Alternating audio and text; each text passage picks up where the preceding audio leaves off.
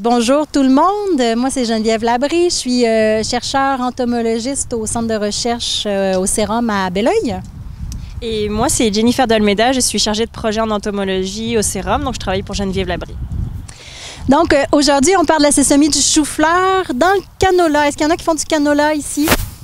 Qui travaillent dans le canola? Oui, c'est bien. Il y en a qui travaillent dans les crucifères légumes aussi? Brocoli, chou-fleur, non? Bon, de toute façon, c'est le pourcentage similaire depuis ce matin. Donc, la sésomie du chou-fleur dans le canola, pourquoi on en parle? La sésomie, c'est un insecte exotique envahissant qui est arrivé fort probablement dans les années 90, mais première apparition dans les brocolis chou-fleur en 2003 au Québec. Et en 2006, dans le canola, première observation, mais pas plus que ça. C'est un insecte qui vraiment s'attaque à tout ce qui est crucifère. Donc, oui, brocoli, chou-fleur, chou, mais aussi le canola, la moutarde, le radis, donc plein d'espèces comme ça, même les mauvaises herbes aussi. Et on a fait une enquête en 2009-2010 dans le canola au Québec. Puis on avait mis des pièges un peu partout au Québec. On avait trouvé la sésomie du chou-fleur, mais ouais, puis on en avait maximum 50 pour tout l'été. Fait qu'on a dit, bon, ben, c'est pas une problématique vraiment importante, la sésomie du chou-fleur. Puis la chercheure de l'Université de Guelph, Rebecca Hallett, qui travaillait sur ce dossier-là depuis quand même quelques années dans les choux-fleurs et tout, en Ontario, disait, ah, le canola, on fait des rotations 3-4 ans, même minimum, ça sera pas une problématique parce que c'est un insecte qui fait son cycle vital dans le canola, ben, dans le champ, donc qui émerge du champ puis qui répond là, sur les cultures qui sont adjacentes. Mais elle disait, rotation 3-4 ans, c'est un insecte qui se déplace très peu. On va vous montrer un petit peu. On a des individus. Alors ici, vous allez voir, je sais pas ici vous allez voir, vous avez des adultes. Donc, c'est environ 1,3, 1,5 mm un adulte. Donc, je vous mets au défi de les trouver. Ça ressemble énormément à des cyarides, à l'œil nu en tout cas.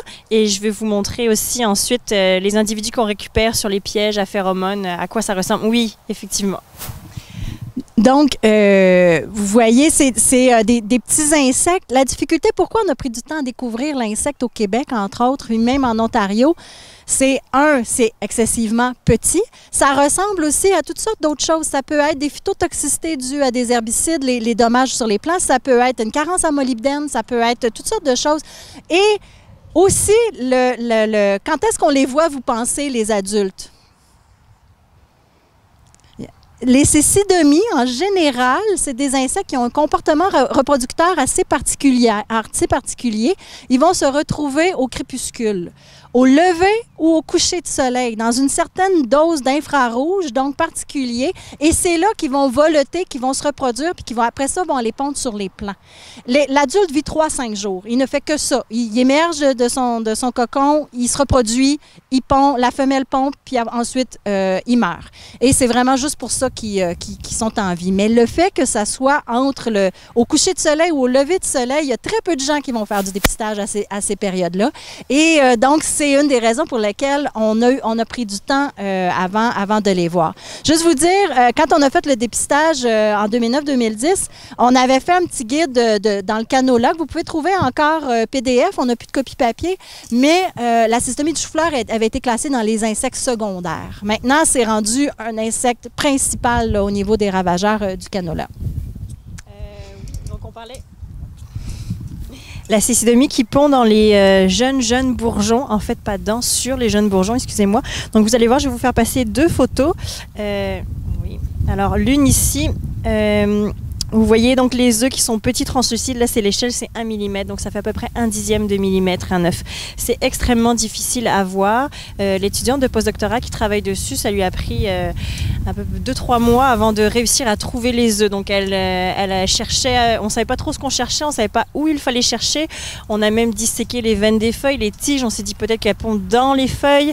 Ça a été extrêmement difficile, donc à l'œil nu ou même avec une loupe, ça ne se voit pas. Il faut vraiment un bon binoculaire pour être capable de les voir. Ensuite, vous allez voir les larves. Je vous les fais passer. Je vais vous faire passer des larves empêtrées et les photos des larves juste ici. Oups, excuse-moi. Ok, je te repasse la main.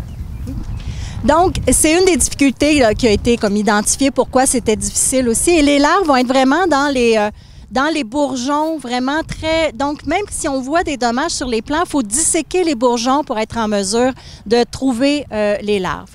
Ou la méthode, c'est vraiment parce qu'elles n'aiment pas la chaleur et donc on peut prendre des bourgeons comme ça. Si on n'est pas sûr qu'il y a des cécidomies à l'intérieur, on les met dans un sac noir, on les laisse à la chaleur, au soleil, puis après ça, on va rouvrir et on va trouver les larves aussi. Donc, c'est vraiment, c'était dans les difficultés pour lesquelles on n'a pas identifié la cécidomie du chou-fleur pendant une bonne période de temps. Au Québec, les premiers dommages dans le canola ont été observés en 2013 au Témiscamingue et en 2015 au Saguenay-Lac-Saint-Jean. Donc, dans les régions quand même assez éloignées, c'est les régions productrices de canola.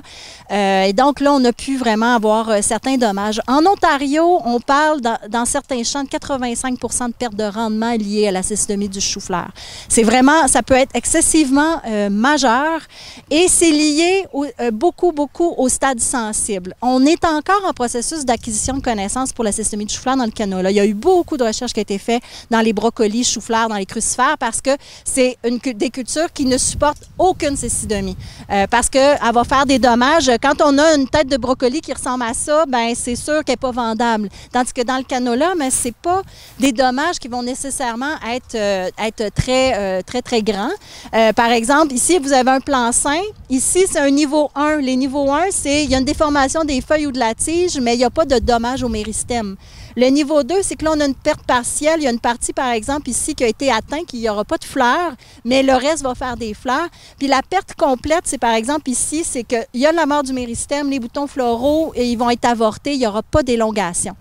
Et les stades sensibles du canola, c'est le stade végétatif, donc le stade rosette, avant qu'on ait l'élongation. Puis au niveau de l'élongation, les premiers boutons formés, c'est les deux stades qui sont vraiment, qu'on a identifiés comme étant très sensibles à la cécidomie du chou-fleur. Donc en fait, là, je vais vous faire passer un plan avec un dommage de stade 3. Donc vous allez voir, il y a une petite déformation, c'est un petit peu violacé. La même déformation que vous voyez dans le pétri avec les larves. Donc c'était un petit peu violacé. Là, les larves étaient sorties en fait de la plante parce que je les avais laissées à la chaleur exprès. Elles n'aiment pas la chaleur, donc ils étaient sortis. Donc là, vous allez voir, il n'y a pas de larves, mais vous pouvez bien voir le dommage. On a des façons de dépister la cécidomie du chou-fleur. Fait que je vais te repasser le micro. Alors en fait, pour faire le dépistage de la cécidomie du chou-fleur, j'imagine que vous avez l'habitude de voir ce type de piège-là. Donc c'est les pièges utilisés par le RAP. Il y a une petite plaquette collante. On met une petite phéromone. Donc c'est une sorte de petit bout de petite capsule de plastique. Ce sont des phéromones femelles donc qui attirent les mâles de la cécidomie du chou-fleur. Ces phéromones sont censées être spécifiques mais elles ont des limites. Donc on attire principalement la cécidomie du chou-fleur mais aussi d'autres sortes de cécidomie. Donc quand on va relever notre piège après donc une semaine ou des fois 2 fois par semaine, on obtient ceci. Alors partout où il y a un petit point rouge, c'est une cécidomie du chou-fleur qui a été identifiée comme telle.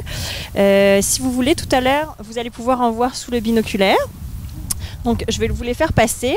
Et il y a 2 critères principaux, en fait, pour identifier la cécidomie du chou-fleur. Excusez-moi, avec le micro, c'est pas évident.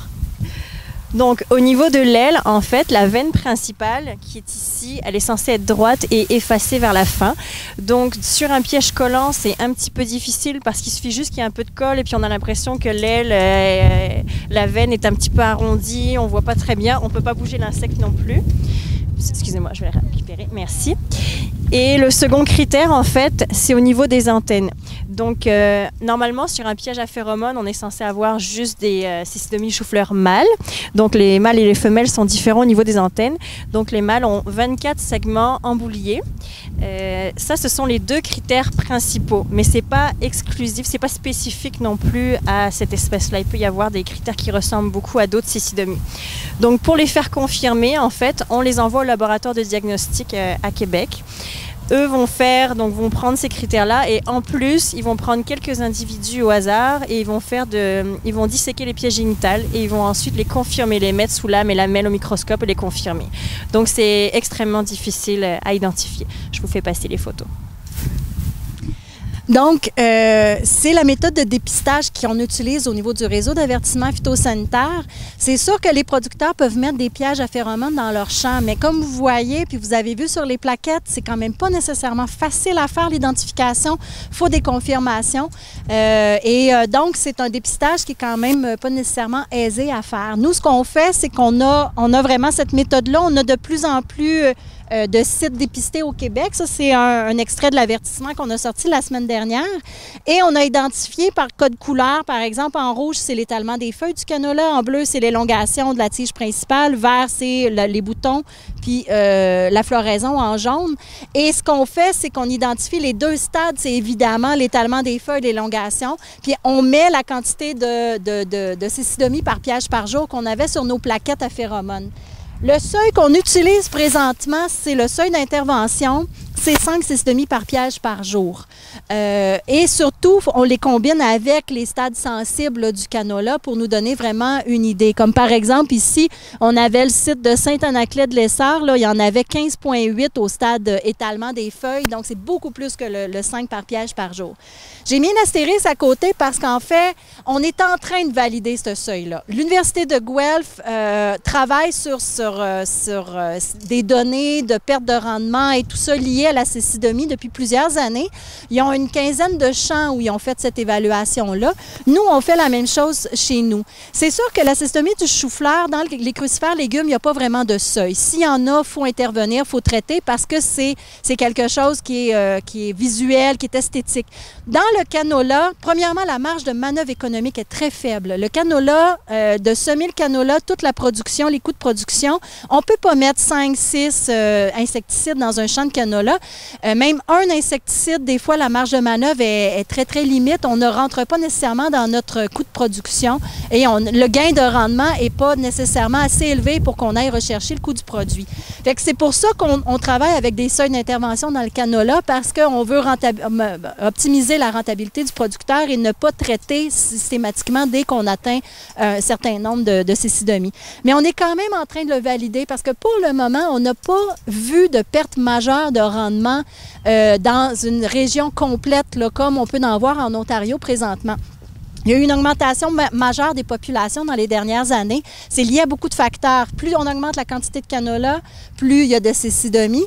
Puis en plus, ils peuvent se transférer d'un champ à l'autre. Il y a aussi les conditions climatiques. C'est un insecte qui est très favorisé par l'humidité et la chaleur. Fait que chaleur et humidité durant l'été, mais on est dans un coin, finalement, le Québec est très avantagé pour ça.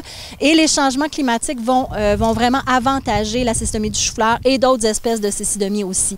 Donc, c'est quelque chose qui est quand même à prendre en considération, mais on ne veut pas non plus traiter systématiquement pour la cécidomie du chou-fleur. Fait qu'on utilise ce seuil-là, mais on est en train de le valider. Donc, et au Québec, en Ontario aussi, pour s'assurer que c'est le bon seuil. Fait que c'est pour ça qu'on l'indique dans les avertissements, mais il faut aussi savoir que dans un même champ, bien, déjà, en bordure versus le centre du champ, souvent on en a plus en bordure à cause du vent. La cécidomie, vous avez vu la grosseur, bien, c'est transporté facilement par le vent. Et aussi, pour un même producteur, bien, un champ qui est un face à l'autre, on met des pièges à phéromones et on n'a pas nécessairement la même quantité d'insectes.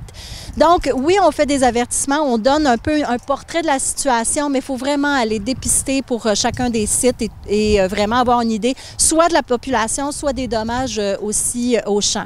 Fait que souvent, quand on obtient notre seuil ou on obtient une quantité d'insectes, les dommages, on va les voir 10 jours après. Les femelles sont venues pondre. On va voir le développement des larves, puis il va y avoir les dommages après.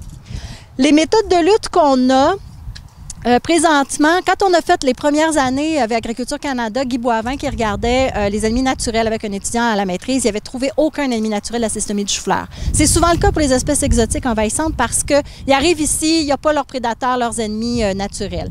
Par contre, en 2015, et au Québec et en Ontario, au Témiscamingue, on a trouvé une petite guêpe parasitoïde. Donc, vous avez ici là, la petite guêpe là, du genre Sinopea. C'est une nouvelle espèce en Amérique du Nord, donc qui n'avait jamais été identifiée ici.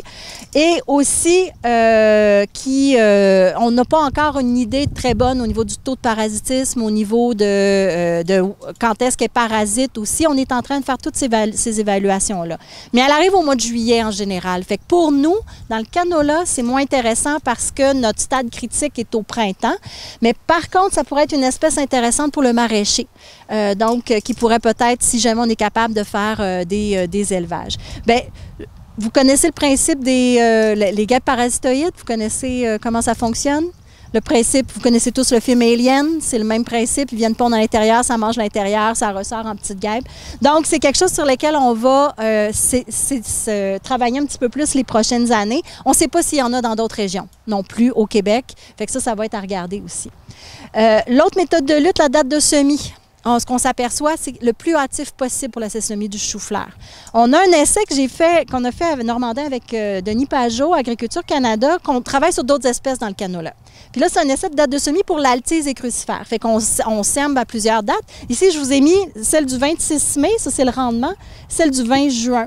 Et Denis avait mis des pièges à phéromones pour la sesomie du chou-fleur. On a eu plus de 2000 cécidomies sur le piège à phéromones entre le 30 juin et le 22 juillet. On avait semé le 20 juin. Fait qu'on était dans la période exactement critique pour ici, là, les stades sensibles. Et on a eu des populations absolument faramineuses de cécidomies du chou-fleur. On a 65 de perte de rendement dans ces essais-là. De cette troisième date de semis-là, ça vient confirmer ce qu'on savait, que la date de semis est importante, mais il y a vraiment, là, on avait un impact majeur sur le rendement. Et le canola n'a même pas levé. Ça a été vraiment, là, il n'y a pas eu d'élongation dans ces parcelles-là. Il y avait quelques plants ici et là qui ont fait des siliques et ça a donné à peine, à peine 1000 kilos là, au lieu de 3000 là, dans les parcelles. Puis ce qu'on est en train de tester aussi, vous avez ici ce essai qu'on fait au Témiscamingue depuis l'année passée. Ça, c'était l'année dernière. On avait 2 sites où on testait, il y a 2 matières homologuées dans le canola. Il y a le matador, qui est de contact sur les adultes, puis il y a le coragène, qui est translaminaire pour les larves à l'intérieur, qui a un effet résiduel 1 à 2 semaines là, dans le plant.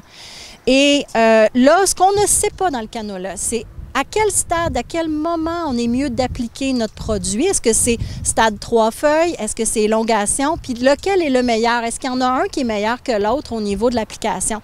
Parce qu'en Ontario, il y a beaucoup de producteurs qui disaient « Ah, mais il ne fonctionne pas le matador. » il y a beaucoup de questionnements pour les producteurs qui pensent que ça ne fonctionne pas. Premièrement, on s'est aperçu, on sait que la cécidomie a son comportement. Les adultes volent au crépuscule, donc le lever de soleil, coucher de soleil. Donc déjà là, il faut que les producteurs aillent appliquer à ces périodes-là, parce qu'évidemment, sinon, si c'est de contact sur les adultes sont cachés sous les feuilles. Si on applique un matador, il n'y aura pas de contact et donc il n'y aura pas d'effet sur les adultes.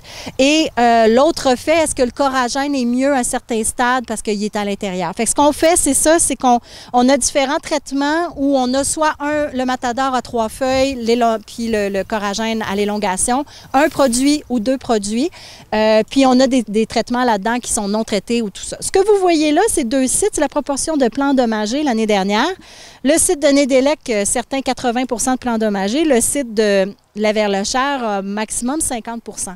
C'est les mêmes traitements. Les populations de cécidomie étaient le double à la Verlechère qu'à Nédélec.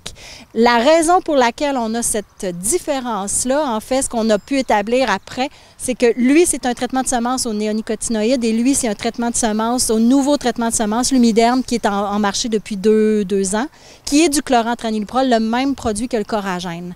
Et donc, c'est une observation parce qu'en fait, la cécidomie n'était pas sur l'étiquette vraiment là, au niveau du Lumiderm comme étant un insecte ciblé par le produit. Mais c'est une observation cette année. Ce qu'on a fait, c'est qu'on a doublé les sites avec néonique, avec l'Humiderm, puis on compare. Et même au niveau des observations visuelles, on s'aperçoit que les femelles ne viennent même pas pondre sur les plants avec du Lumiderm. Il y a probablement un effet répulsif là, du produit à l'intérieur de la plante. C'est intéressant, c'est une méthode de lutte potentielle. Par contre, il faut absolument que les producteurs soient conscients que c'est le même produit que le coragène, le Lumiderm, et on n'a pas le droit d'utiliser le même produit 2 fois dans le canola, et aussi que c'est un insecte à plusieurs générations dans l'année. Le potentiel de développement de résistance est très élevé chez cet insecte-là. Fait que si tout le monde se met à mettre du Lumiderm dans ses parcelles, bien on va brûler le produit, on va brûler le traitement de semences dans pas long, puis la résistance va se réinstaller, puis on va perdre ce moyen de lutte-là. Fait que ça va être quelque chose vraiment au niveau de l'éducation, de dire, bien, si on n'a pas de cécidomie dans notre champ, bien, on n'a pas besoin de moyens de lutte nécessairement pour cet insecte-là. Il faut essayer de préserver un peu le produit. Il y a d'autres méthodes de lutte qui ont été essayées pour la cystodémie du chou-fleur. Il y a toutes sortes de choses qui ont été essayées vraiment. Il y en a qui restent à essayer les intercalaires. On a des méthodes physiques, entre autres peut-être dans les crucifères légumes, de mettre des tapis au sol pour empêcher l'émergence. Il y a plein de choses encore à faire. Ce qu'on fait présentement, c'est qu'on s'est regroupé cette année les crucifères légumes et le canola pour essayer mettre en commun toutes les informations qu'on avait, toutes les données et tout ça, pour éventuellement avoir quelque chose en commun, pour qu'on puisse travailler de concert aussi avec les crucifères, parce qu'évidemment, le canola peut être un réservoir pour les crucifères légumes, puis on veut continuer à avoir du brocoli puis du chou-fleur au Québec. Donc, on travaille là-dessus. Il va y avoir une journée aussi aux Journées régionales de Saint-Rémy, complètement juste sur la cystodémie du chou-fleur aussi, donc pour amener toutes les informations, puis mettre en commun tout ça. Fait que la cystodémie, c'est une problématique qui est vraiment importante, mais il faut qu'on s'installe. On est en train de travailler là-dessus là, au Québec là, pour essayer de limiter les dégâts.